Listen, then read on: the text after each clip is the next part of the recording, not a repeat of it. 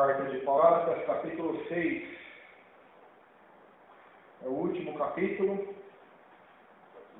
dessa série de Gálatas. Gálatas, capítulo 6, verso 1 a seguir. Oh, aleluia! Gálatas, capítulo 6, verso 1. Glória a Deus. Diz assim a poderosa palavra de Deus: Irmãos, se algum homem chegar a ser surpreendido em alguma ofensa ou falha, vós que sois espirituais, encaminhai o tal com espírito de mansidão, olhando por ti mesmo, para que não sejas também tentado. Levai as cargas uns dos outros, e assim cumprireis a lei de Cristo. Vamos orar. Senhor, meu Deus, meu Pai, estamos aqui nessa noite, meu Deus, para aprender, para estudar, para examinar a tua santa palavra, meu Deus. Os ensinos apostólicos do apóstolo Paulo para a tua igreja, meu Deus, de todas as épocas e eras. Fala conosco, Senhor, prega todo o mal, tem misericórdia da minha vida, tem misericórdia dos irmãos que estão aqui. Fala conosco, em nome de Jesus. Amém. Amém, queridos. Amém. Então, nós estamos acabando essa carta já. É o último capítulo, segunda-feira que vem, vamos começar Efésios capítulo 1. E Paulo, ele vai concluir a sua carta aos Gálatas com algumas palavras de exortação e de ensino para as igrejas de Galácia, na região da Galácia. E ele vai ensinar aos pastores, aos obreiros, como repreender, como exortar, como lidar com os cristãos que pecam ou que são surpreendidos em alguma ofensa, em algum pecado. E ele vai dizer da seguinte maneira: quem é espiritual vai com mansidão, com espírito de mansidão, vai encaminhá-lo pela palavra de Deus, vai repreendê-lo pela palavra de Deus, com espírito de mansidão, não com ira, não com acusação, pois quem acusa-nos é Satanás, diz a Bíblia, de dia e de noite. Apocalipse fala que ele acusa os santos diante do trono de Deus. Quem acusa os fariseus não queriam o bem daquela mulher adúltera, eles queriam a sua morte, queriam a morte de Jesus, e Jesus, mesmo a repreendeu com amor, porque ele disse: mulher, alguém te condenou? Não, eu também não vou te condenar, mas vai e não peque mais. A partir de então, ele ensinou com mansidão a palavra de Deus àquela mulher. Eu acho que o povo que Jesus foi mais duro com as palavras foi os fariseus, mas com o resto dos pecadores, ele repreendia com espírito de mansidão. O profeta Isaías disse que ele não ia quebrar a cana, nem o pavio que fumega ele iria apagar. Ele seria o servo do Senhor sofredor. Então, esse é o exemplo bíblico de como nós tratamos com nossos irmãos. Nunca nos esquecendo que não basta somente repreender nossos irmãos, mas nós devemos olhar, vigiar por nós mesmos, para que também não sejamos tentados, pois a Bíblia diz: aquele que está de pé, cuidado para que não caia. Então, nós devemos seguir o Espírito de Cristo de amor ao repreender alguma pessoa que foi surpreendida em alguma ofensa, com amor. A Bíblia diz assim: se teu irmão pecar contra ti, você vem até ele e conversa com ele. Se ele não te ouvir, chama 2 testemunhas, conversa com ele novamente. Se ele não te ouvir, chama toda a igreja e conversa com ele. Se ele não te ouvir, considera-o como um forasteiro da presença de Deus. Então, assim Jesus ensinou a lidar com a falha dos irmãos. E o que nós vemos hoje são os crentes detetives. Parece que eles andam pelas ruas de São Manuel, ou de todo o globo dessa terra, para detectar ou para enxergar falha nos irmãos. Quando eles enxergam, eles não se entristecem, eles se alegram. Alguns se alegram, os irmãos podem até duvidar do que eu estou falando, mas alguns irmãos se alegram quando alguém desvia, alguns irmãos se alegram quando há algum escândalo de adultério no meio dos pastores, evangélico. Alguns irmãos até se alegram quando alguma outra igreja ocorre uma briga, ou uma contenda, um escândalo. Muitos se alegram ao ver o irmão no pecado, mas nós não, irmãos. Nós devemos nos entristecer quando alguém pega contra Deus. Não somente por ele, mas também olhando por nós, porque nós somos de barro e somos sujeitos também à mesma tentação do que ele. Jonathan Edwards, ele fez um voto com Deus que ele jamais iria se alegrar com o pecado de outro. Pelo contrário, ele ia se lamentar como se fosse ele mesmo que estivesse pecando no lugar daquela pessoa. Ele ia se lamentar e se entristecer. Por quê? Porque esse é o Espírito de Deus, o Espírito do amor, a qual nós devemos ter. Paulo, quando estou em Atenas, a Bíblia diz que o Espírito dele se comoveu. Ele se angustiou ao ver aquela cidade entregue ao pecado, à idolatria e à imoralidade. Então, assim deve ser o servo de Deus, o servo do Senhor. Ele deve ser espiritual e encaminhar aqueles que se distanciam ou aqueles que estão se distanciando em pecado com o espírito de mansidão, de brandura, de amor diante de Deus. E devem também vigiar porque eles podem cair na mesma falha que eles estão repreendendo na vida do irmão. Então, eles podem cair no mesmo pecado. É isso que a palavra de Deus aqui está ensinando. O verso 2 vai nos dar um ensino muito importante também. Ele vai dizer assim: levai as cargas uns dos outros, e assim cumprireis a lei de Cristo. Simpatize, mostrando misericórdia e amor, e não tente intimidar um irmão caído, para que assim esteja cumprindo a lei de Cristo. Ou seja, levai as cargas uns dos outros, assim cumprireis a lei de Cristo. Então, esse cristianismo solitário não existe, esse cristianismo de solidão não existe. A palavra de Deus manda nós termos comunhão uns com os outros, amarmos uns aos outros, perdoarmos uns aos outros, orarmos uns pelos outros, confessarmos os nossos pecados uns para os outros e também manda levar as cargas uns dos outros. A palavra carga, ou seja, uma responsabilidade.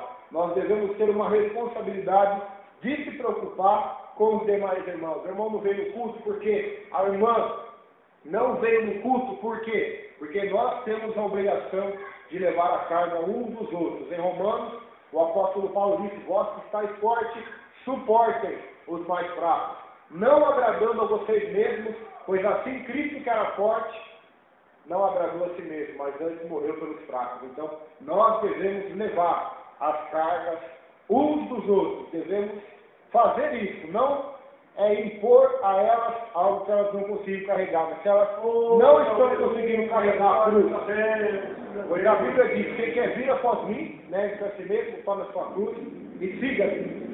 Mas vai chegar momentos que talvez a pessoa não vai conseguir carregar a cruz dela. Daí então vai estar a igreja.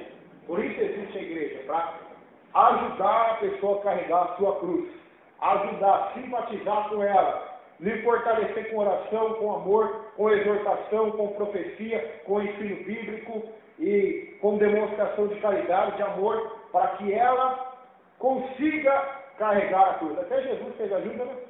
Nós lemos na Bíblia, Simão Sirineu ajudou Jesus a carregar a cruz. Então, nós precisamos da ajuda uns dos outros para carregar a carga, senão a carga fica pesa. Moisés, ele estava sozinho dirigindo Israel, era juiz em Israel, e aquela multidão de gente, né?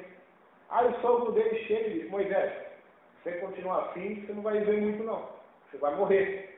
Separa mais gente para te ajudar nessa carga aí. Separa homens fiéis a Deus, homens tementes a Deus, e quem julgue as causas menores e as mais difíceis, as pessoas vão até você. E assim Moisés ouviu o conselho do seu sogro Jetro, e ele repartiu a carga com aqueles anciãos, e assim ele cumpriu a lei de Cristo. Assim ele não morreu, teve uma vida longa, e aquelas pessoas ajudaram ele a tomar conta de Israel. Você acha que um homem sozinho consegue tomar conta de mais de 2 milhões de pessoas? Um homem sozinho? Não. E aí aqueles milhões de problemas que existiam todos os dias, briga entre vizinhos, briga entre família, tantas e tantas coisas, todo mundo ia até Moisés, para Moisés fazer ele era o juiz, para ele julgar a causa. Então, ele dividiu a sua carga com aqueles homens, com aqueles 70 homens, se não me falha a memória, e ali ele foi abençoado. Então, nós devemos aprender isso, irmão. Sozinho, nós vamos chegar a algum lugar, mas em 2, em 3, em 4, nós podemos chegar mais longe. Um pode chegar a algum lugar, mas 2 é melhor do que 1. E o cordão de 3 dobras, disse Salomão, não se quebra facilmente. Então, levai as cargas uns dos outros, e assim cumprireis a lei de Cristo. Assim vocês vão cumprir a lei de Cristo. Então, é muito importantíssimo nós estamos no meio da congregação, da comunhão com os irmãos, para cumprirmos a lei de Cristo. Pois muita gente, eles não querem estar debaixo de uma igreja, não querem estar no meio dos irmãos, eles acham que para ser crente eles podem ser sozinhos, né? Ou até os crentes virtual existe hoje, que vê culto na televisão, mas não quer ir na igreja, não quer cultuar a Deus. Agora a pergunta assim, quando esse irmão morrer, quando essa irmã morrer, quem vai fazer o velório dele, o velório dela? Se ele nunca teve um ministério, nunca teve em uma igreja, ou se ele ficar doente, quem irá visitá-lo? Se ele não tem comunhão com irmãos e com ninguém. Então, nós precisamos dessa comunhão, dessa alegria, a qual somente a comunhão com os irmãos pode proporcionar. Paulo dizia assim, eu tenho vontade de estar convosco, ele disse para a igreja de Roma. Para quê? Para que eu possa me alegrar junto com vocês e repartir algum dom espiritual. Pode falar, pastor. Aqui tinha um irmão que não ia cela, ele não se explica. E ela falava que não ia precisar mais de igreja, não, que o grupo estava indo conversar com ela. Imagina que ela está hoje. Ele está falando. É o engano, né, irmão? Esse é o espírito de engano. Se Jesus disse, onde 2 ou 3 estiverem reunidos em meu nome ali, eu estarei presente. Ele não disse 1. Olha que interessante, onde 1 estiver. Onde 2 ou 3 estiverem reunidos. Por quê? Porque ele chama o seu povo para viver em unidade. Com bom e com suave que os irmãos vivam em união, vivam em unidade diante de Deus. Para que manifeste um céu, a presença do Senhor Jesus. Então, esta é a lei de Cristo. Quem disse que na graça não existe lei? Existe a lei, não a lei judaica, não a lei de Moisés, mas existe a lei de Cristo, que é muito semelhante à lei de Moisés em muitos aspectos. E a lei de Cristo é a lei do amor, é a lei da ajuda mútua ao próximo. Verso de número 3. Porque se alguém cuida ser alguma coisa, não sendo nada, engana-se a si mesmo. Porque se alguém cuida ser alguma coisa, não sendo nada, engana-se a si mesmo. Mas prove cada um a sua própria obra, e terá glória só em si mesmo e não em outro. Porque cada qual levará a sua própria carga.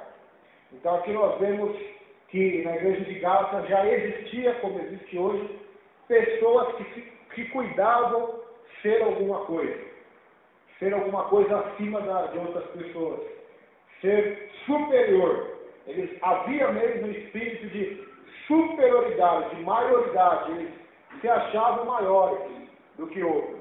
Assim como houve até mesmo nos apóstolos, eles contenderam para ver quem seria o maior. E Jesus chegou até eles e disse, o menor de vocês vai ser o maior. Então, esse espírito, irmãos, ele quer atuar no nosso coração, ele quer atuar no meio da igreja. De superioridade, de maioridade, onde as pessoas cuidam de ser alguma coisa, têm o nariz empinado, se acham que são alguma coisa, não sendo nada, diz a Bíblia, estão enganando-se a si mesmos. Se acham espirituais. E hoje é o que mais tem isso. Você vai ver, na vida até de muitos pregadores e pastores. Eu sou pastor, eu sou PhD em teologia, de doutor em divindade, eu sou ministro do Evangelho, eu sou apóstolo, eu sou bispo, eu sou, até tem patriarca hoje, lá em Manaus tem um livro de uma igreja que ele é patriarca. Então, não tem mais o que eles inventar para ser maiores uns sobre os outros. Então, eles cuidam ser alguma coisa, mas não são nada, estão enganando a si mesmos. Como nós comentamos aqui no começo do culto, o pastor Valdomiro, que faz milagres, que faz milagres em nome de Jesus. Por causa daquilo que ele faz, ele se acha superior às outras igrejas. As outras igrejas não prestam, os outros pastores não prestam. Quem presta somos nós, porque existe milagre aqui na igreja mundial. Não é nem Jesus mais, né? Igreja mundial. Então, esse é o espírito que sempre teve e sempre vai ter. Outra igreja que é muito se fala em orgulho também, é do Davi Miranda, Deus de amor. Você escuta o rádio, ele vai dizer quase a mesma coisa que o Valdomiro, que a nossa igreja é boa, porque aqui tem milagre, aqui a igreja é santa. Então, devemos tomar cuidado com isso, irmão, com esse orgulho, onde a pessoa cuida ser alguma coisa, não sendo nada, porque daqui 100 anos, Valdomiro não vai existir mais, Davi Miranda também não vai existir mais, e os milagres que eles fizeram vão ser esquecidos, mas a salvação é eterna. A salvação é eterna. A salvação é eterna. Coloque isso na sua mente. A salvação é eterna. Não adianta nada nós acharmos ser grandes neste mundo, porque profetizamos, porque determinamos, porque curamos, porque temos sabedoria, porque temos dinheiro, porque temos eloquência, porque temos um cargo que a maioria dos irmãos não tem. Isso para Deus não significa nada.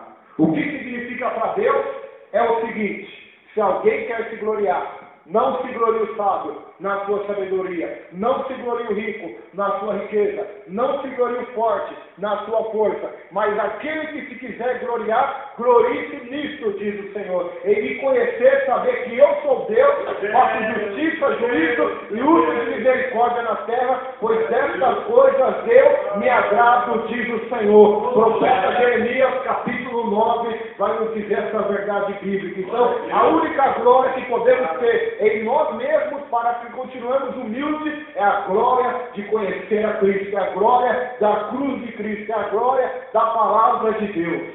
Se alguém tem que se gloriar, glorie-se na cruz de Cristo, glorie-se no Senhor.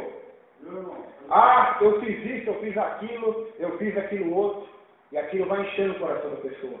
Eu preguei neste congresso, muitas pessoas foram batizadas, eu preguei em outro país, e você vê muitos pastores, eles vão começando a ser ousados, e infelizmente o espírito de Satanás vai entrando no coração deles, de maneira que eles nem percebem o orgulho, então eles se acham grandes. Aí quando eles estão se achando grandes, a Bíblia diz que Deus abate os soberbos, dá graça aos humildes. Pode falar. Meu irmão, vou fazer uma pergunta. Nessa mundial da liderança, pode se considerar como uma seita, não, cara? Não uma seita. Embora eles façam em nome de Jesus, há pessoas ali que foram salvas, talvez eles podem ser salvos, eu não posso falar se eles vão ou não para o céu, mas uma coisa é certa: tudo que gera orgulho não pode vir de Deus. Todo pastor que é orgulhoso, que ensina que só nele, debaixo do teto dele, Deus está, e a salvação, esse pastor está totalmente equivocado e enganado. Seja pastor, apóstolo, bispo, missionário, seja quem for. Porque a salvação não é denominacional, a salvação não é de uma denominação. Porque todas essas que eu falei não tem nem mais de 100 anos. A salvação é uma obra feita no Calvário por Jesus há 2000 anos atrás. Ela não pertence à Igreja Católica, não pertence à Assembleia, não pertence à Universal, não pertence à congregação, não pertence a nenhum homem. A salvação, diz a Bíblia no livro de Salmos, a salvação pertence ao Senhor. A Ele. Impossível ao homem é possível a Deus. Então, a salvação pertence ao Senhor. Quem diz que pode salvar alguém está enganado. Eu não posso te salvar, você não pode me salvar. O que eu posso fazer para te ajudar a te salvar é pregar a palavra de Deus, e o Espírito de Deus na minha vida vai agir na sua vida também e vai te convencer do pecado e vai te transformar numa nova criatura. É somente isso que podemos fazer. Pregar o Evangelho. Aqueles que crerem serão salvos. Não porque eu vou salvar, mas porque é o Evangelho de Jesus que vai salvar. É Ele que salva. É Ele que cura. Não é com espada nem com lança, porque o Senhor é a guerra. Então, esse orgulho, ele é perigosíssimo, irmãos. Por isso devemos provar. A Bíblia fala no versículo 4: mas prove cada um a sua própria obra. Ah, se todos nós fizéssemos isso todos os dias, provarmos a nós mesmos as nossas obras. Ou como disse Paulo na palavra da Santa Ceia, em 1 Coríntios 11, examine-se o homem a si mesmo. Ou como diz em 2 Coríntios capítulo 13, examinai-vos a vós mesmos se permaneceis na fé em Jesus. Então, devemos nos examinar, nos provar a nossa obra, a nossa conduta, os nossos frutos, o nosso proceder, se é realmente igual ao proceder de Jesus e dos apóstolos, ou se estamos procedendo como os mundanos, como os carnais, como os fariseus, ou como aqueles que temem e obedecem à palavra de Deus. Então, devemos provar a nossa própria obra. Porque o que mais existe hoje é um provando a obra do outro. É um vendo a obra do outro. É um vendo o cisco do olho do irmão. Mas ninguém quer enxergar a tábua do seu próprio olho. Então, a Escritura manda nós provarmos a nossa obra. E se for boa, se gloria, fala para os outros? Não. Se for boa, a Bíblia diz, terá glória só em si mesmo e não em outro. Ou seja, mesmo que as suas obras forem boas, em teu coração somente agradeça a Deus pela misericórdia que Ele te deu de ser um praticante da palavra de Deus e glorie-se no Senhor e não em outra pessoa. Verso 5, porque cada qual levará a sua própria carga. Ou seja, nós devemos ajudar uns aos outros a carregarem a carga, mas a grande verdade é, cada um vai levar a sua própria carga. Ou seja, eu posso até te ajudar a carregar a cruz, mas é você que vai ter que carregar. Simão ajudou Jesus, mas quem teve que concluir, começar e terminar foi Jesus. Então, nós podemos ajudar, dar uma mão uns aos outros, mas quem vai ter que levar a sua carga é você mesmo. Sou eu mesmo que terei que levar a minha carga, cumprir o meu ministério, cumprir o meu chamado, carregar a minha cruz e seguir a Jesus Cristo. Versículo 6. E o que é instruído na palavra, o que aprende na palavra, reparta de todos os seus bens com aquele que o instrui. Então, aqui Paulo está ensinando como lidar no ministério. Por exemplo, alguém ensina para vocês a palavra de Deus, que vocês repartam os seus bens com aquele que o instrui. Então, aqui era o tipo de oferta no Novo Testamento, não somente uma oferta de dinheiro, mas eles ajudavam os apóstolos com roupas, com alimentação, com moradia, não somente com dinheiro. Eles ajudavam aqueles que ensinavam eles a palavra, eles repartiam os seus bens com eles, ajudavam. Verso 7, verso 8. Não erreis, Deus não se deixa escarnecer, porque tudo que o homem semear, isso também ceifará, colherá. Porque o que semeia na sua carne, da carne ceifará, colherá a corrupção, a morte. Mas o que semeia no Espírito, do Espírito ceifará a vida eterna. Não erreis. Tudo o que nós plantarmos, iremos colher. Se plantarmos uma vida na carne, uma vida no pecado, vamos colher a morte. Pois a Bíblia diz em Romanos, o preço do pecado é a morte. Mas o dom gratuito de Deus é a vida eterna. Mas se andarmos e plantarmos uma vida no Espírito de Deus, na palavra de Deus, na oração, na obediência ao Evangelho, nós vamos ceifar para nós mesmos a vida eterna. Pois aquele que amar a sua vida e quiser salvá-la do reinado de Jesus em sua vida, este perdeu. Mas aquele que perder a sua vida para si mesmo e deixar Deus ser o governante da sua vida, esse perdeu a sua vida para si mesmo, mas ganhou a vida para a vida eterna. Então, devemos perder a nossa vida, perder o controle dela, não fazer a nossa vontade, para deixar que o reino de Deus e o seu rei, que é Jesus, reine em nosso coração, reine em nossa mente, reine em nossa vontade. Não vivamos mais nós, mas Cristo vive em nós. E quando isso acontecer, vamos andar no Espírito e vamos ceifar a vida eterna para a glória do Senhor nosso Deus. Então, tudo que plantar, colheremos. Então, vamos plantar amor ao próximo, amor aos inimigos, não pagar o mal com o mal, mas vamos plantar orações, vamos plantar ofertas, vamos plantar evangelização, vamos plantar humildade, vamos plantar tudo que é bom, vamos plantar, porque vamos colher no dia certo, porque a Bíblia diz que há um tempo determinado para todas as coisas. Verso 9. E não nos cansemos de fazer o bem. Não nos cansemos de fazer o bem, porque a seu tempo ceifaremos, se não houvermos desfalecido. Não nos cansemos de fazer o bem. Interessante que muitos se cansam de fazer o bem. De cansar-se de fazer o mal, você nunca vai ver alguém reclamando na rua, estou cansado de fazer o mal. Mas de fazer o bem as pessoas se cansam. Ah, eu já cansei de ir na igreja, já cansei de orar e Deus não me responde. Eu já cansei de ir nos cultos e parece que a minha vida continua a mesma coisa. Eu já cansei de evangelizar aquelas pessoas, elas não me ouvem e a pessoa vai desfalecer. Por quê? Porque ela está olhando para ela mesma. E quando ela olha para ela mesma, ela vai desfalecer, ela vai desanimar, ela vai parar, ela vai recuar. Mas quem não se cansa de fazer o bem, quem tem bom ânimo, quem olha para o alto, quem olha para Jesus, vai colher no tempo certo. Então, é um tempo de colheita dessa vida.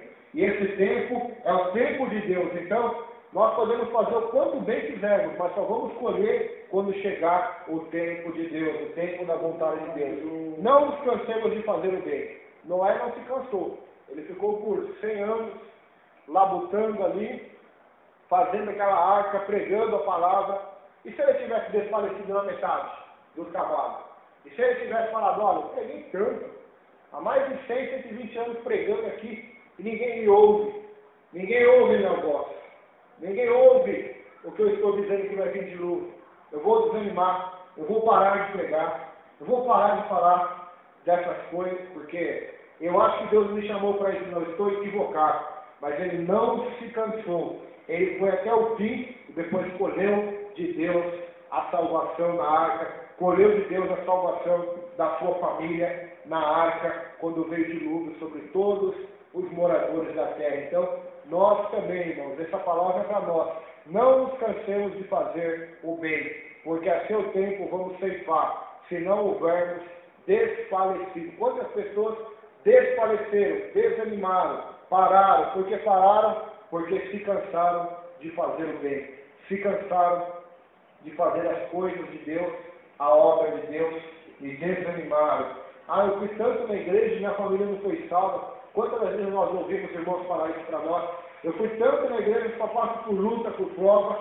Essa pessoa se cansou de fazer o bem. E quando ela se cansou, ela desfaleceu, ela estacionou e ela parou. Então, não devemos nos cansar de fazer o bem. Nós devemos sempre estar fazendo a vontade de Deus. Verso de número 10.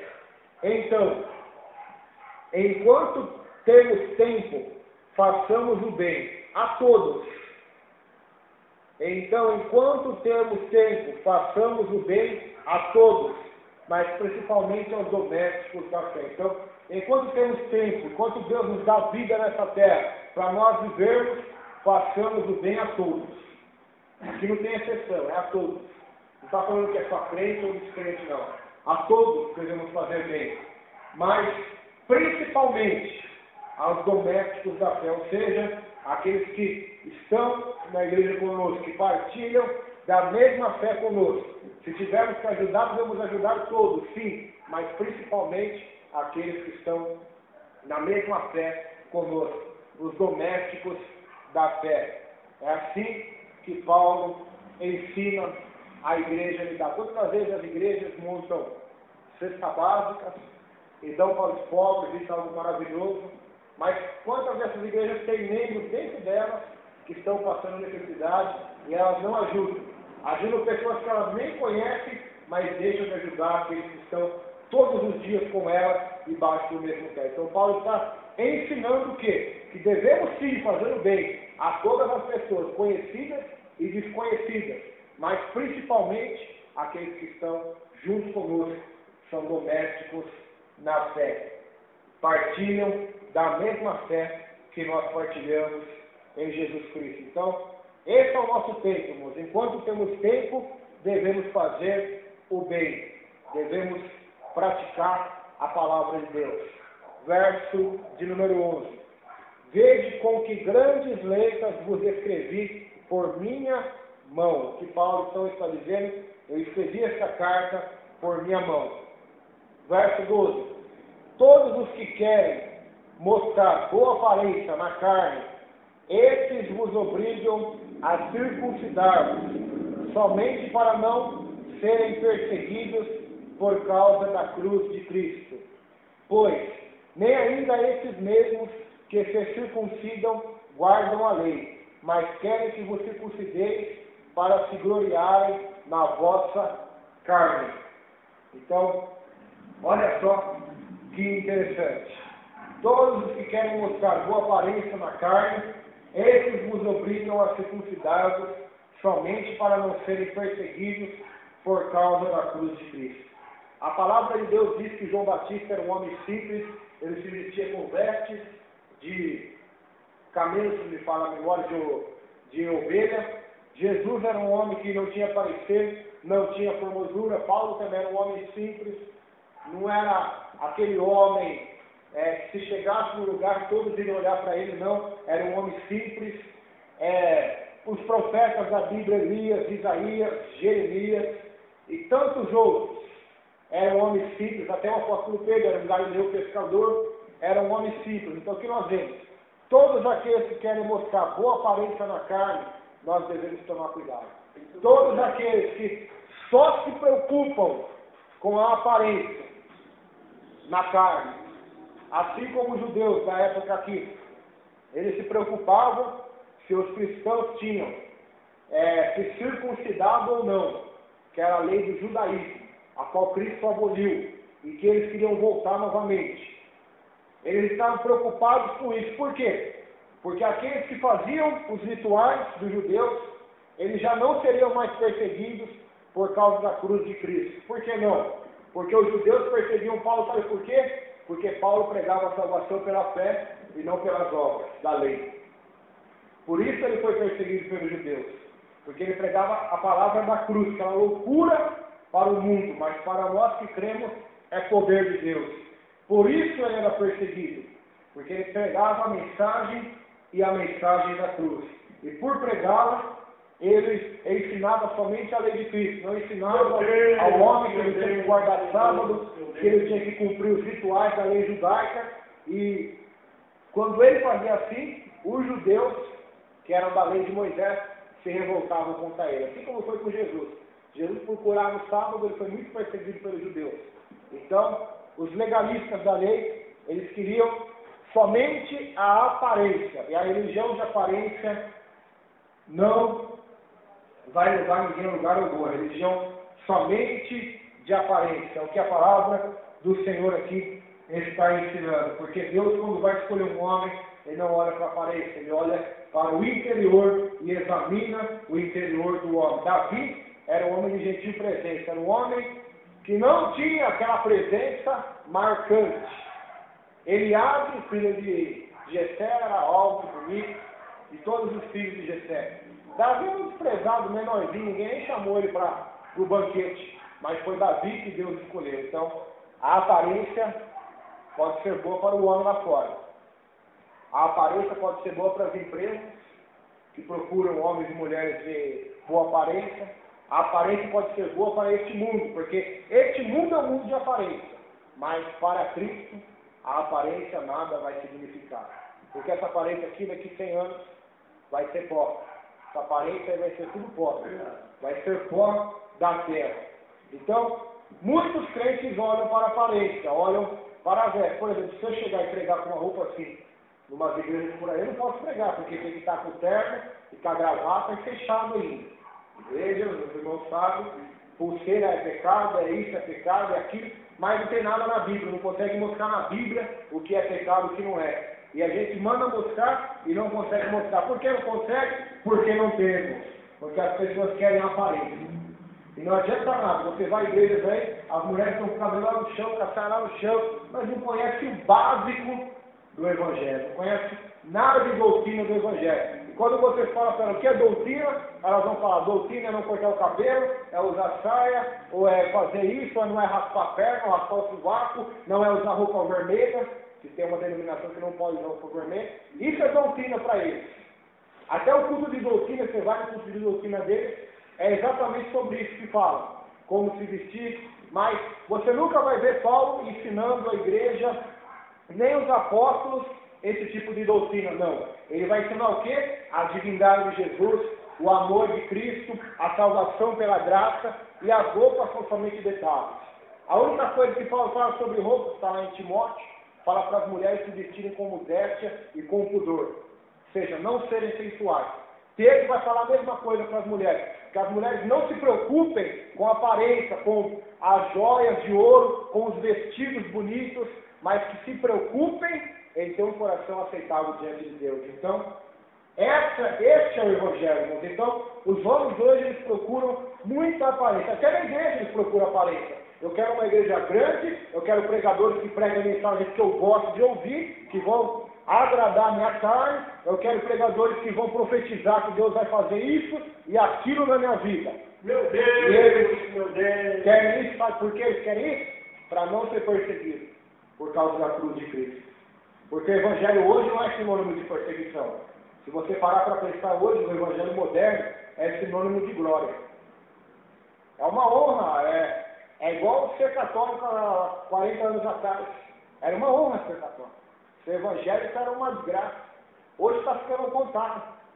Ser evangélico hoje é moda, é cultural. Artistas estão indo para a igreja, lutadores de boxe, de luta livre, jogadores de futebol, artistas famosos, atores, pessoas ricas, advogados, médicos, políticos, pastores riquíssimos da mídia, da televisão.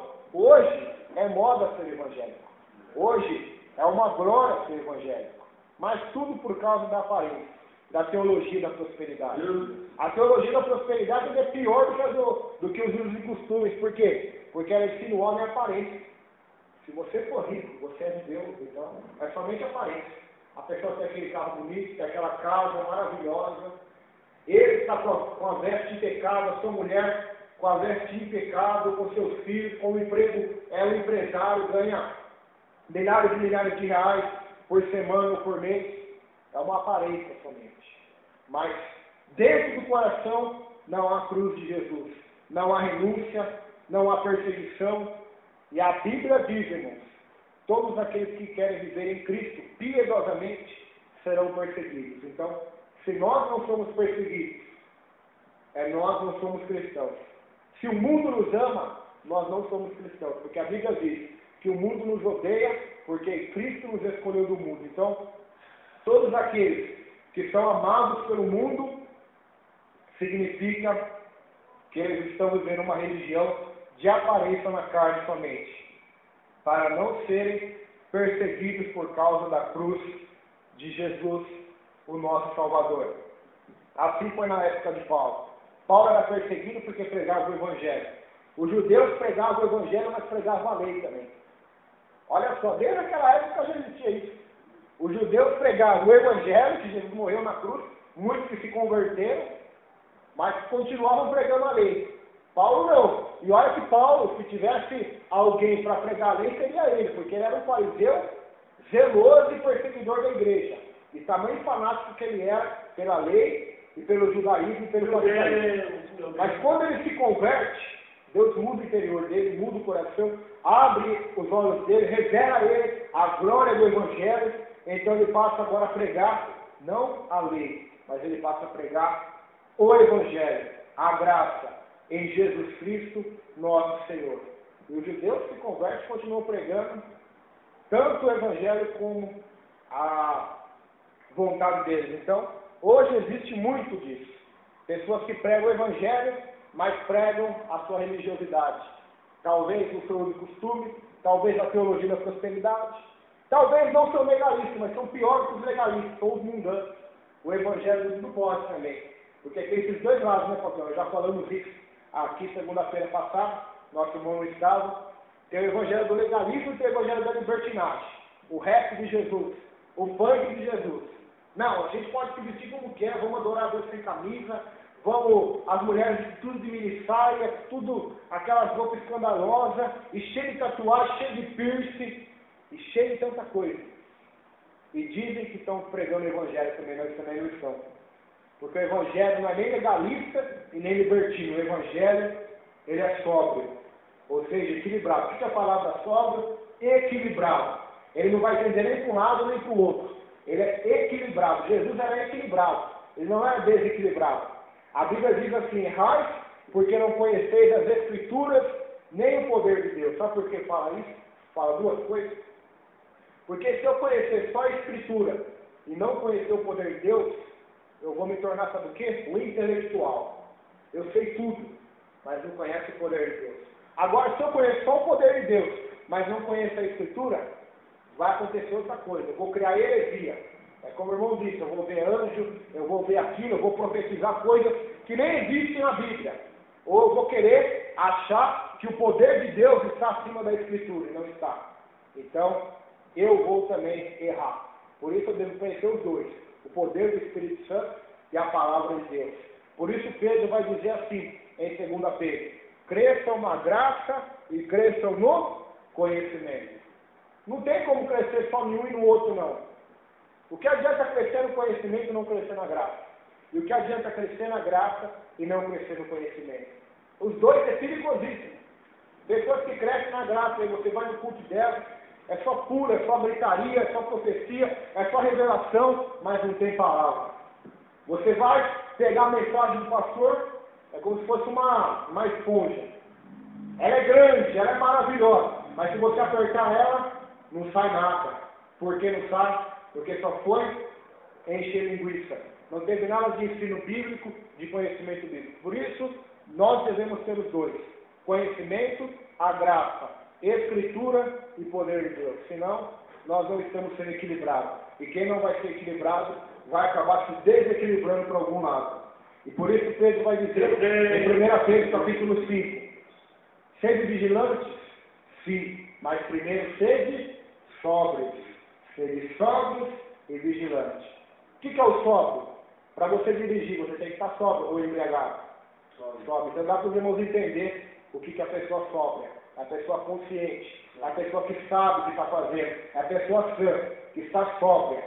Então, quando eu tendo para um dos dois lados, tanto para o legalismo ou para a libertinagem, eu estou deixando de ser sóbrio e vou me tornar um desequilibrado.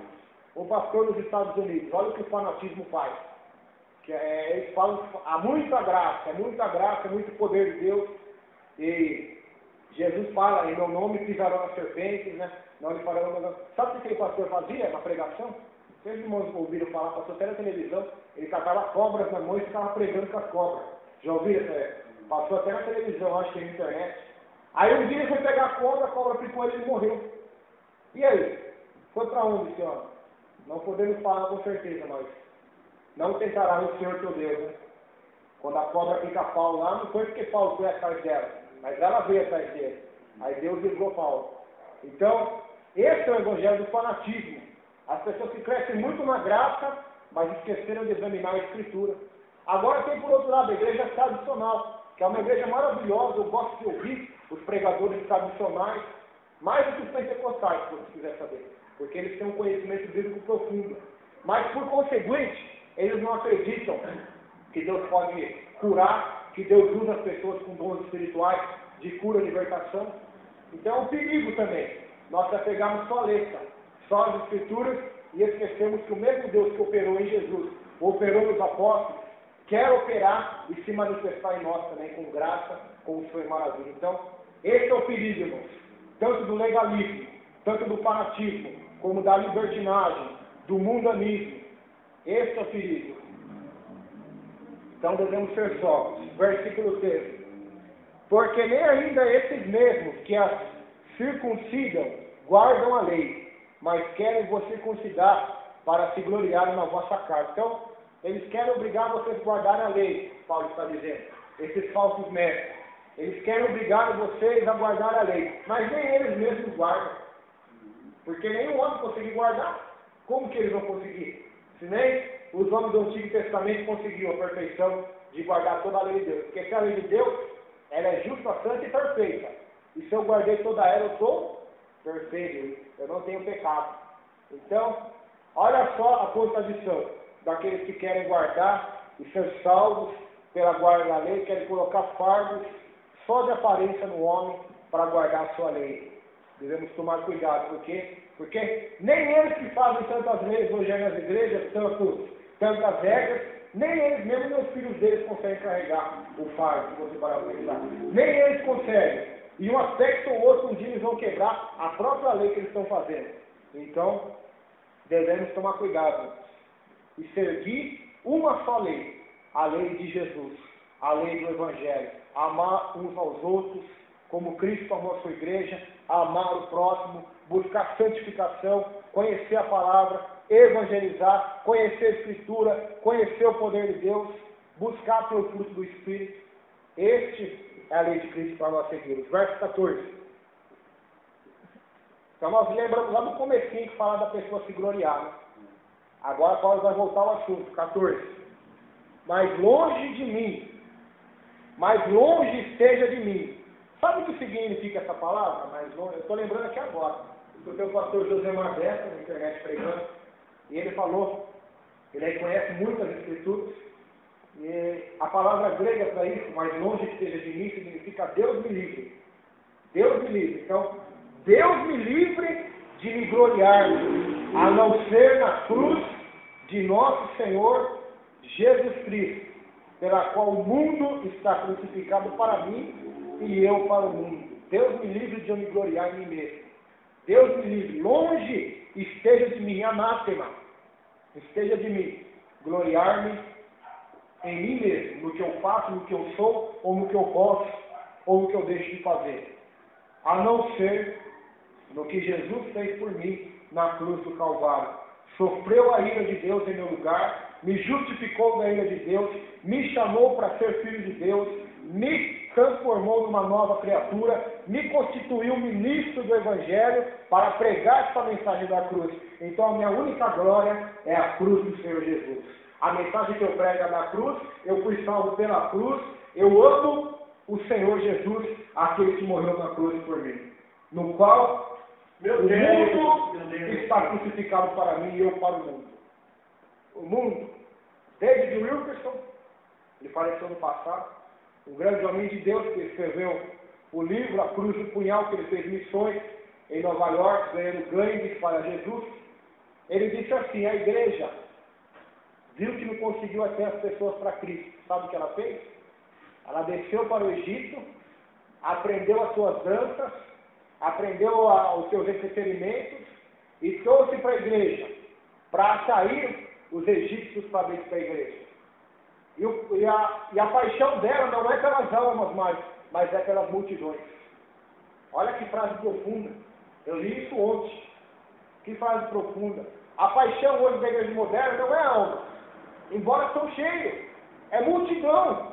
É ter a maior igreja, é ter os melhores instrumentos, é ter os maiores dízimos, as maiores ofertas, as catedrais. Essa é a paixão do mundo. Mas Paulo vai dizer o seguinte, o mundo está crucificado para mim, e eu para o mundo. Então o Evangelho não é legalismo, mas também não é mundanismo. Porque o mundo já está crucificado para quem é cristão. Então não tem essa de funk de Jesus, pagode de Jesus, rap de Jesus, pegar as coisas lá do mundo e encher para dentro da igreja e tentar santificar. Não. O culto ao Senhor deve ser com hinos bíblicos e com melodias harmoniosas, nem melodias que apelem, nem melodias que mexam no ego humano, mas melodias que adorem os atributos de Deus. E tudo com ordem e com decência. Tudo com ordem e com decência. Sinfonia de amor, toques que não sejam escandalosos. Agora hoje nós vemos que muitos fazem isso. Na internet você vai encontrar lá o funk de Jesus e as dancinhas de Jesus. Aonde o apóstolo Paulo ensinou a igreja, Timóteo, meu jovem pastor, eu vou ensinar para você, Timóteo, como você levantar na sua igreja o ministério de dança para Jesus. Você não vai ver isso na Bíblia, irmão. Até porque o louvor não era a primazia do culto como é hoje. O louvor hoje, você pode falar que não, mas é verdade. Vai nas igrejas e você vai ver. O louvor hoje é a primazia no culto. Não é nem a palavra de oração, mas é o louvor. Mais tempo é dado ao louvor do que a qualquer outra coisa. Do que a pedir oferta, do que a oração, do que a palavra pregada ou ensinada. Mais tempo é dado ao louvor. Então essa é a geração do louvor. Gosta de louvar, gosta de pular, gosta de dançar, gosta de colocar uma mão na cabeça do outro e profetizar, a bênção, a glória, o poder, a unção e a presença de Deus, mas estão cegos e longe da presença de Deus. Então é o mundanismo entrando para dentro da igreja. Você olha para um cristão, você não sabe se ele é crente ou se ele é mundano. Você olha para a aparência dele, para o jeito dele de se vestir. Ele não se veste como cristão, ele se veste como rapper, como pagodeiro, como um funkeiro. Eu não estou aqui condenando o estilo de vestir, mas um cristão que se converte a Cristo, ele gosta de rap ou de rock. Estou falando isso, a mensagem está sendo gravada, muitas pessoas vão estar podendo ouvir mais muitas partes do mundo. Ele não vai mais passar a ter aquele mesmo estilo. Eu, antes de ser cristão, eu gostava de basquete, só vestia roupa de basquete, vivia pelo basquete. Quando eu me converti, Deus me regenerou, o que aconteceu? Eu me desapeguei de tudo aquilo e me apeguei somente a Cristo, somente ao Evangelho da graça de Deus. E abandonei aquilo. Que nem é pecado você praticar o esporte, mas eu abandonei, eu crucifiquei aquilo para a minha vida. Então, se aquilo que nem pecado grave é, ou nem pecado é, praticar o esporte não é pecado. Quanto mais essas músicas mundanas, o cara converte a Jesus, agora toca o rap do mundo pelo rap de Jesus, o funk do mundo pelo funk de Jesus, como ele pode dizer que se converteu se ele continua tão mundano quanto ele era antes? A única coisa que mudou a letra, só. Em vez de colocar ladrão, assassino, colocou Deus e Jesus. Então, não vemos isso na Bíblia. A maneira de evangelizar correta é pregar o Evangelho. Não é querer colocar o Evangelho dentro de rap, dentro de rock, dentro de tantos e tantos estilos musicais que existem aí para tentar ganhar almas, não. A maneira correta é ensinar a palavra. Infelizmente, muitos já não aceitam mais esse tipo de mensagem nas igrejas. Quando eu fui para a Assembleia, você não podia, se você fosse cantar o hino, não podia andar nem para lá nem para cá. E a pessoa que ia acompanhar também, ele falou, não tinha nada de mandar coisa do mundo no meio do palco, não, que eles cantavam lá, ficavam 5 ou 3 anos sem cantar. Então, irmãos, hoje é uma vergonha. Hoje tem arraiado de Jesus, tem carnaval de Jesus, tem tudo de Jesus, velho. Tudo que é do mundo, tá, até balada gosta temos. Acreditem, tem aquele programa na televisão que fala, acreditem se quiser. Até balada gosta tem. Aí você vai falar para o pastor, não, você está julgando. É melhor ele falar na balada de Jesus do que estar na balada do mundo. Mas onde há isso na Bíblia, meu irmão? Essa palavra de Deus, ela nos ensina na oração. Antigamente fazia vigília, né? Os jovens vigiavam, oravam, iam aos montes, até mesmo nos templos. Mas no templo eu acho mais difícil, porque eles iam reclamar, né? E muitos com razão, porque trabalham. Mas no monte, e vigiavam, e oravam. Hoje é balada, hoje é tanto tipo de coisa que não haja mais nenhuma diferença entre o santo e entre o profano. O profeta, se não me falha a memória, Ezequiel diz, o profeta, sei se é Ezequiel, mas vai dizer assim, o meu povo já não sabe mais diferenciar entre o santo e o profano, entre o que é de Deus. Já não tem nenhuma diferença mais. Assistir um culto e ver novela, para o crente é a mesma coisa. Ouvir uma palavra dessa e assistir uma aula na escola, na faculdade, para o crente é a mesma coisa. Por quê? Já não há mais separação, já não há mais discernimento, já não consegue discernir mais. Nem a ceia consegue discernir o corpo e o sangue do Senhor. Por isso Paulo fala, quem não discerne o corpo e o sangue do Senhor, vai para a sua própria condenação. Então, o povo está perdendo o discernimento de saber o que é de Deus e o que não é de Deus. Está perdendo o discernimento de um culto, de adoração, de oração, de assistir um filme na televisão. Já não tem mais nenhuma diferença. Para eles a mesma coisa. Então, devemos tomar cuidado, porque o verdadeiro evangelho, Leonardo de Ravenhill, gosto muito desse pregador, ele já faleceu também faz algum tempo, ele disse assim, Jesus promete duas coisas para nós, a vida eterna e uma cruz para você morrer nela, para matar a sua natureza, para que viva em você a natureza de Deus, a vontade de Deus e o Espírito de Deus e Cristo viva em você. Então, esse é o evangelho bíblico, irmãos. Não esse evangelho mundano que está feito por aí. Até o Silas Malafaia, um pregador muito famoso, ele disse que para o cristão Não é pecado fazer tatuagem. Está lá na internet, quem quiser ver, está pensando na televisão, acho. Não é pecado fazer tatuagem. O crente não fazer. Ele falou isso. Ele falou porque que a lei, ele falou assim, porque aquilo era para a lei de Moisés, não é para os cristãos mais. Aí eu paro para pensar, poxa, como esse homem, ele é esperto. Porque para o seu interesse próprio, ele fala que tatuagem não é pecado porque é a lei de Moisés. Mas como que ele pega o dízimo da lei e fala que hoje o crente tem que dar? Quer dizer, aquilo pode, aquilo não pode? Ou seja, se ele fala que a lei, se ele fala que não é da lei de Moisés, e não tem que fazer tatuagem, por que ele pega do Velho Testamento, então ensina a teologia da prosperidade, ensina que tem que dizimar, ensina que tem que ofertar, ensina tantas coisas que era da lei. Então, não dá para entender, né?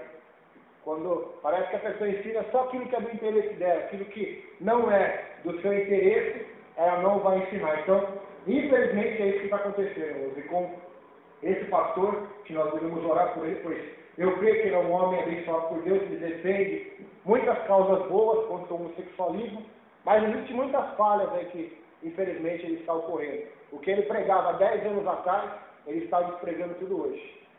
Ele pregava contra a teologia da prosperidade, hoje ele é a favor. Ele pregava contra o G12, hoje ele anda de braços dados com o líder do G12.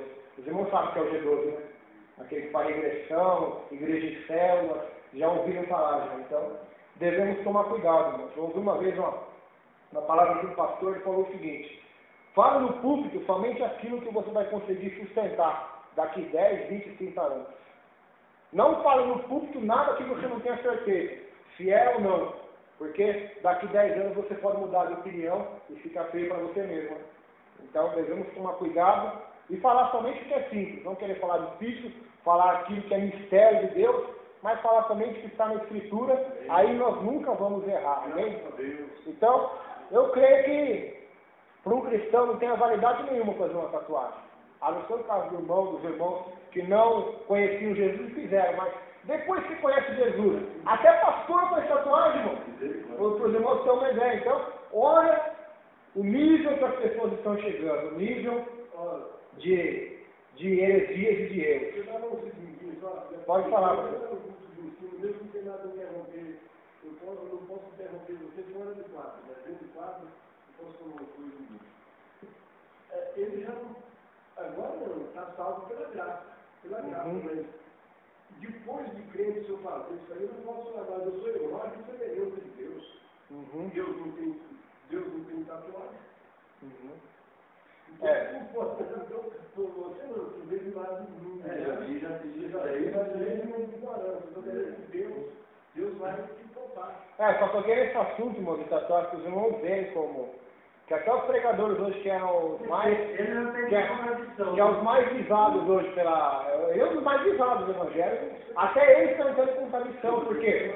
Porque eles estão querendo agradar o povo, porque eles sabem que se ele falar o evangelho, muitos daqueles que contribuem não vão contribuir mais. Eu trabalhei 25 anos no Catu, pintor residencial. Se você trabalhar com equipe de 10 pintores e levar um igual ele aqui, ó, o que sumiu nem tinha não mereceu nada, mas o que sumiu, a vítima vai ser ele. Então nós devemos tomar cuidado. Vamos continuar. Verso de número 15. Porque em Cristo Jesus, nem a circuncisão, nem a incircuncisão tem virtude alguma, mas sim o ser uma nova criatura. Aqui sim é importante. Nova criatura. João capítulo 6. Nicodemos era circuncidado, era o principal dos sacerdotes, dos fariseus, era o príncipe, diz a Bíblia, era um homem extremamente respeitado. Ele chegou até Jesus e disse: Rabi, o que eu faço para entrar no reino do céu? Ele esperava que Jesus olhasse para ele e falasse: você já vai, Nicodemos. Você é o mais respeitado de Israel, você guarda a lei de Moisés, você é príncipe, você é conhecedor da Escritura. Mas Jesus não falou isso para ele, falou assim para ele: Nicodemos, pode ser tudo o que você quiser, mas se você não nascer de novo, não ser transformado numa nova criatura pelo Espírito de Deus, você não vai para o reino dos céus. Você pode ser o maior religioso do mundo, mas não vai para os céus. E existe, irmãos, na verdade existe pessoas muito mais religiosas do que nós três aqui juntos. Existem monges, talvez de outras religiões, é claro, budistas, que ficam a vida inteira enclausurados num lugar só meditando. Se abstêm de sexo, nunca casam. Colocando aqui para continuar a gravação. Não tem nenhuma distração do mundo. Eles vivem somente para a meditação. Assim como monges católicos, assim como freiras, padres que se enclausuram, e muitas pessoas, e toda aquela religiosidade, infelizmente, vai ser em vão, não vai poder salvar ninguém. Porque as boas obras do homem, a justiça, o profeta Isaías disse assim, que toda a nossa justiça para Deus é como um tapo de imundícia. Então, toda essa justiça humana, religiosa, seja de Nicodemo, seja de freiras, seja de monges, seja de evangélicos, para Deus é tapo de imundícia. A única justiça para Deus que vale é aquela da Calvário, a qual a justiça dele foi derramada em Jesus, e ele nos justifica da ira de Deus, pelo seu sangue, pela sua morte e ressurreição. Então, nem a circuncisão, nem a incircuncisão tem valor algum diante de Jesus Cristo, mas sim ser uma nova criatura. Então, isso é o principal do Evangelho, é transformar o homem numa nova pessoa. Por isso eu digo, que o Evangelho é a revolução total, de caráter e de ser. Ele transforma a pessoa numa nova criatura, com novos desejos, com novas vontades. Aquilo que ela amava, que era o pecado, que era os seus vícios, as suas manias, ela vai detestar, ela vai crucificar, ela vai vencer dia após dia pelo poder do Espírito. E aquilo que ela detestava, que era a lei de Deus, que era a oração, que era a presença de Deus, ela vai passar então a amar. Isso é a regeneração. Deus transformar o homem numa nova criatura. Por isso, eu não acredito nem no evangelho legalista, nem no evangelho de libertinagem, que ensina que a pessoa pode servir a Deus e fazer o que dá na pena dela. Não. Quem foi transformado numa nova criatura já não faz mais o que dá na pena, mas faz o que a palavra de Deus ensina, anda conforme Jesus andou. Até porque, em 1 João 2,6 diz assim, aquele que diz estar nele, em Jesus, deve andar com ele, andou. Então, eu sou evangélico, eu estou em Cristo, mas eu tenho andado como ele andou, eu tenho procurado andar, eu tenho tido os frutos do Espírito na minha vida, que está em Gálatas, capítulo 5, verso 22 e 26. Eu tenho tido os frutos, que está em Mateus 7, a árvore é conhecida pelos frutos. Eu tenho tido as boas obras, porque a Bíblia diz que fomos salvos para boas obras, não pelas boas obras, mas fomos salvos por Deus para fazer boas obras. Então nós temos tido essas coisas em nós, a prova de ser uma nova criatura, a mudança da água para o vinho, a transformação. Essa é uma mudança que Deus pode fazer, irmãos. Esse poder que Deus faz, que Deus derrama numa criatura, é maior do que o poder da criação, sabia disso? Porque a Bíblia diz que Deus criou o mundo do nada, né? Não existia nada e Deus criou o mundo. Agora a regeneração, sabe o que Deus faz? Deus pega algo que já é criado, a saber, eu e você, massas corrompidas pelo pecado, e delas ele recria uma nova. Então o poder é maior, porque ele vai recriar a matéria que já está bem composta, corruptível, corrupção, imundícia do pecado, e vai transformar numa nova criatura, com novos desejos e novos afetos. Por isso que eu acredito, irmão, que aquele que se converte ao Evangelho, ele pode ser um amante do rap, um amante do pagode, um idólatra por futebol, ou por prostituição, ou por bebidas, ou por qualquer tipo de pecado e vício debaixo da terra. Mas quando ele nasce de novo, ele conhece a verdade o liberta. Automaticamente, de todos aqueles desejos. Por isso eu não acredito, irmão, num rapper, num skatista, num surfista, que diz que se converte a Jesus e depois quer colocar aquilo dentro da igreja. Não que seja contra, não é pecado você catar prancha e surfar lá na praia, se você mora na praia, ou catar seu skate ou sua bicicleta e andar na rua. Mas o pecado é eu querer trazer o meu estilo de vida que eu tinha no mundo para dentro da igreja e fazer com que aquilo seja moda. É o que eles estão fazendo. A igreja dos surfistas, a igreja dos raps, a igreja dos homossexuais, tem tanto tipo de igreja para todo tipo de gosto. O evangelho para rico, para pobre, o evangelho para jovem, o evangelho para criança. Você não vê isso na Bíblia, né? O evangelho é um só, né? Tanto para preto, como para branco, como para rico, para pobre, como para skatista, para homossexual, para rapper, para pagodeiro, para quem usa droga, para quem não usa droga, para quem bebe, para quem não bebe, para quem é idólatra, para quem é maçom, para quem é católico, para quem é ateu. A mensagem do evangelho é uma só. Arrependam-se, creiam no evangelho, na boa notícia da salvação de Jesus, e vocês vão ser transformados numa nova criatura. Vocês vão ser transformados. Então, o mundanismo vai ser automaticamente crucificado. Porque se Deus me transforma numa nova criatura, essa nova criatura não é a imagem e semelhança do mundo, mas é a imagem e semelhança dele. E se ele é um Deus santo, se ele é um Deus de amor, se ele é um Deus separado, eu, por conseguinte, vou procurar ser como ele é, andar como ele andou, buscar viver como ele viveu. Pois a Bíblia diz em Colossenses 2, assim como vocês receberam a Cristo, assim também procurem andar nele. Então não tenho que andar mais como eu andava no mundo, com os sentimentos pelo mundo, mas eu tenho que andar conforme Cristo me ensina a andar. Verso 16.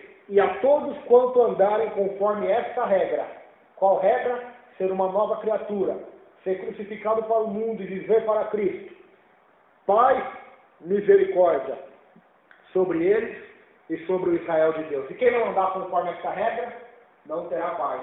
Pois a Bíblia diz no profeta Isaías, para os ímpios diz o meu Deus, não há paz. Não há paz, também não há misericórdia. A prova disso é o inferno. No inferno acabou a misericórdia, a condenação. Por quê? Porque não seguiram a regra do Evangelho, da palavra de Deus. Agora um dos versos mais lindos de Gálatas, o 17. Desde agora, ninguém me inquiete, porque trago no meu corpo as marcas do Senhor Jesus. O que é a marca? A palavra grega para marca é estigma, somente usada aqui, em todo o Novo Testamento. Escravos eram marcados.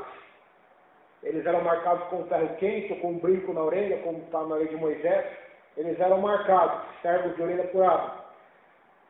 Escravos eram marcados. Então Paulo, como um escravo, carregava essa marca por seu serviço escravo. Vocês se gloriam em sua marca de circuncisão. Verso 12 e verso 13, que ele disse para os Gálatas. Mas eu me gloriarei nas minhas marcas do sofrimento por Jesus Cristo, que está em 2 Coríntios capítulo 11, do verso 23 ao 28, a qual ele vai narrar as marcas que ele teve no seu ministério. Naufrágio, tomou açoites, foi apedrejado, e você sabe que a marca no corpo fica, né? Pode cicatrizar, mas fica cicatriz, fica a marca. Então Paulo diz, ninguém me inquiete, porque eu trago no meu corpo o estigma, a marca de um escravo de Jesus Cristo, de um servo de Jesus Cristo. Por isso, para o crente verdadeiro, não existe livre-arbítrio. Ele é um servo de Jesus. Ele é um filho de Deus, sim, mas ele é um escravo de Jesus, chamado para fazer não a vontade própria, mas a vontade de Deus. Até porque não existe nenhum mortal debaixo dessa terra hoje que tenha livre-arbítrio. Ou ele está debaixo do pecado e de Satanás, ou ele está debaixo da graça e debaixo de Jesus. Mas ele jamais serve ele mesmo. Ou ele está servindo a Deus, ou ele está servindo a Mamon. Jesus não falou que tem meio termo. Ou serve a Deus, ou a Mamon. Se Baal é Deus, Elias diz, seguiu. Se o Senhor é Deus, seguiu. Não tem meio termo. Ou o homem é escravo do pecado, ou ele é um escravo de Jesus. Essa mensagem aqui vai ser pregada quarta-feira, então eu vou falar muito sobre ela. Meu corpo, eu trago as marcas do Senhor Jesus. Tem gente que acha forte de falar, mas eu sou filho de Deus. As pessoas pensam, como você vem me dizer que eu sou escravo de Jesus? Se Paulo disse que ele era, Pedro disse que ele era um escravo, não significa que você deixa ser de filho. Um escravo é uma qualidade de servo, ou seja, todos nós somos servos inúteis, ou seja, servimos a Deus e se fizermos tudo o que é para nós fazermos, somos ainda, diz a Bíblia, servos inúteis. Ainda é para nós uma honra ser escravo, porque João Batista disse assim, eu não sou digno nem de desatar as correias da sandália de Jesus. Sabe qual era essa função? De um escravo. Era o escravo que desatava a correia da sandália do seu Senhor. João Batista nem queria ser escravo, ele se achava ainda indigno de ser um escravo de Jesus. Ele disse, eu nem sou digno de ser um escravo de Jesus, de desatar a correia da sandália dele. Olha só a humildade do profeta João Batista. Então, essa é a humildade que deve ter em nós, porque não tem no Evangelho moderno. O Evangelho moderno eles se acham Deus. Até os pastores da Universal dizem, você tem que colocar Deus na parede, tem que exigir que Ele cumpra a palavra dele. Então isso não é um escravo, não é um servo. É o Senhor, né? É o Senhor de Deus. Então, devemos tomar cuidado, irmãos, com esse Evangelho moderno. Aonde está na Bíblia, irmãos, esse tipo de ensinamento? O Hélio Soares também ensina, determina a sua bênção, determina a sua vitória. Aonde está isso na Bíblia? Ele fala que é do grego.